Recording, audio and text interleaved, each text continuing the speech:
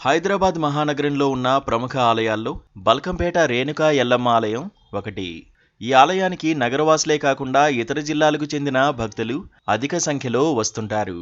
బోనాలు, ఆలయ బ్రహ్మోత్సవాల సమయంలో వేల సంఖ్యలో భక్తులు ఆలయాన్ని సందర్శిస్తుంటారు. అయితే ప్రస్తుతం అక్కడ సరైన సౌకర్యాలు లేవు.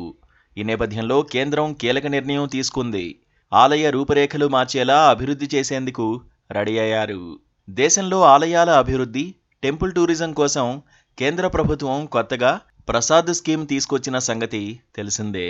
ఈ స్కీమ్లో భాగంగా హైదరాబాద్ బల్కంపేట ఎల్లమ్మ దేవస్థానంలో అభివృద్ధి పనులకు తాజాగా కేంద్రం ఆమోదం తెలిపింది.